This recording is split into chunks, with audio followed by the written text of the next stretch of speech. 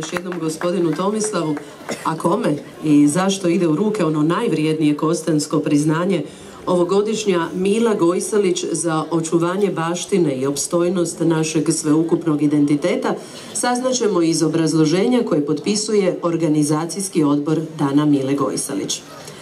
Laureat ovogodišnjih 14. Dana Mile Gojsalić rođen je 2. veljače 1989. u Splitu od oca Ante iz Čišala i majke Tihane, rođene Jelavić iz Vrgorca.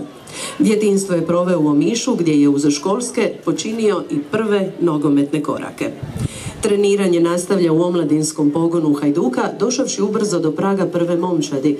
Međutim, obiteljske okolnosti uvjetovale su da već kao 17-godišnjak napusti matični klub i preseli u Sochaux.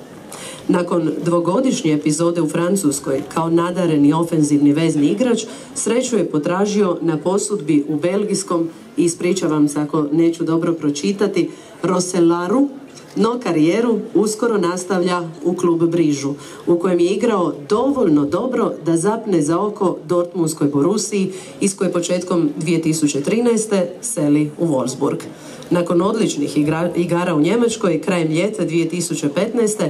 prelazi u redove talijanskog velikana Intera.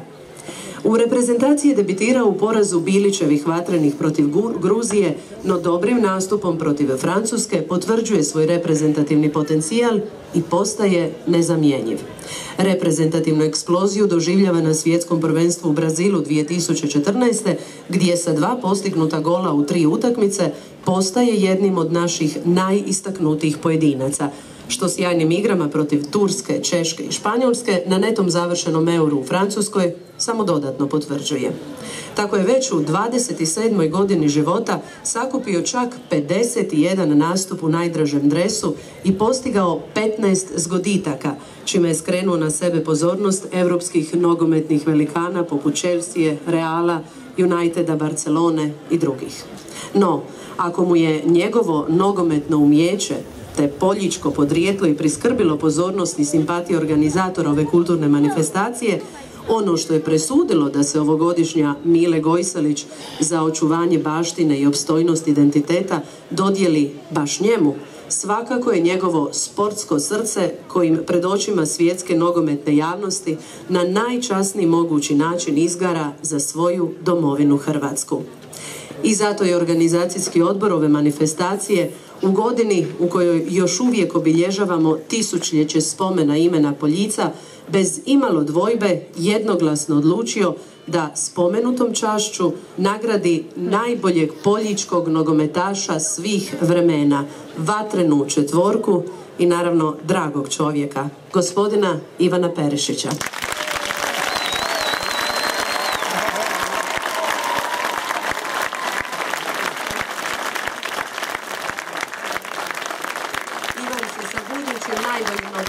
Jednog od nekih sljedećih evropskih i svjetskih prvenstava nama priključio, ali isto će naravno u ime organizatora priznanje ovo uručiti programski urednik Dana Mile Gojsalić, gospodin Ante Mekenić.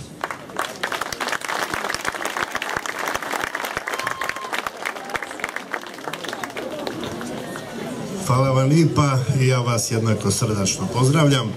Iako smo malo prije čuli razloge zbog kojih će od večeras dom Perišićevih biti bogatiji za još jednu damu, nadam se da gospođa Perišić neće imati ništa protiv, postoji još jedan važan razlog zbog kojeg smo našem Ivanu dodijelili ovogodišnju Milu Gojsalić.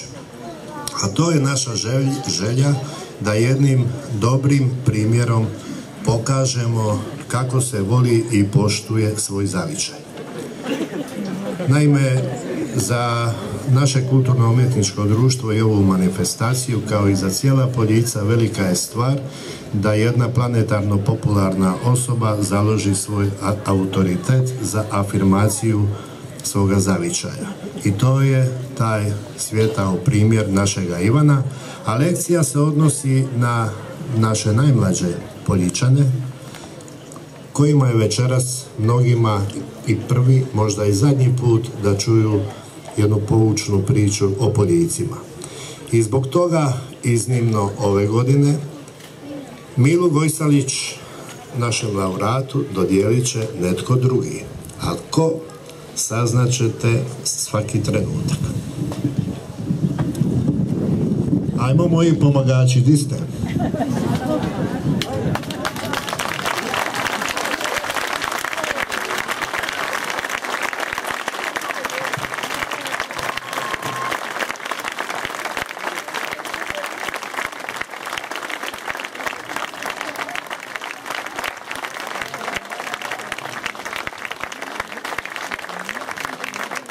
Sad, samo trenutak, da mi najprije otkrijemo, Ivane, ko je ovo došao nama u goste.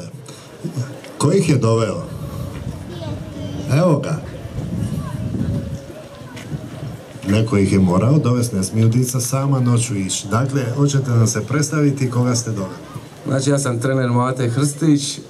Tu smo doveli mlađi uzrast Tenka Omiša, koji su svi iz Poljičke republike, odakle je potjekao proslavljeni reprezentativac Ivan Perišić. Hvala. Vidite vi da nije Ivan slučajno poteka iz Poljica i čast da mu uruči ovogodišnju Milu Gojsalić u ime svih ovih momaka ovdje večeras. Ima ko? Ivan. Čekaj, to greška? Ivan Ivanu ili? Nije greška. Bravo, znači Ivan Ivanu Milu uručuje. Izvoli, Ivane.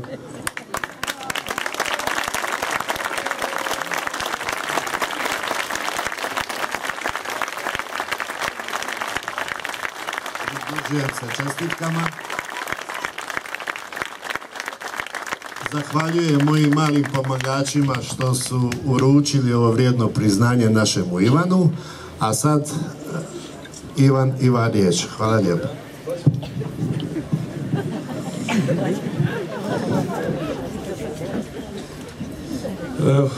Prvo bi zaželio dobrodošlicu svima, dobro večer svima i dragi Poljičani i prijatelji Poljica. Iznimno sam počašćen što mogu, ne znam, teže mi je ovdje nešto reći nego...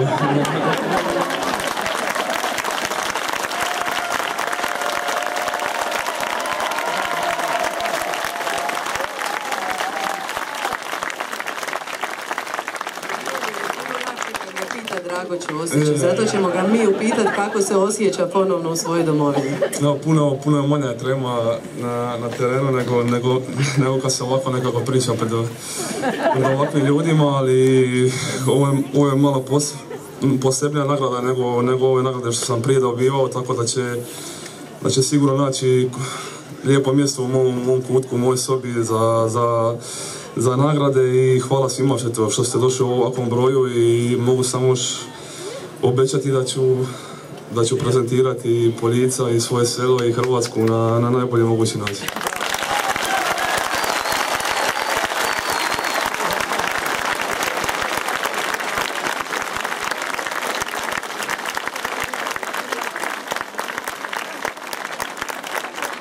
Mi ćemo zamoliti Ivana da ostane još koji trenutak.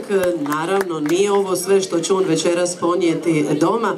I ovo mi je izvrsna prilika da pozovem pobjednicu ovogodišnje 12. večeri Soparnika, a to je gospođa Davorka Zeljković iz Trmbusa u Gornjim Poljicima, da našem laureatu, gospodinu Ivanu Perišiću, i uruči najbolji ovogodišnji poljički Soparnik.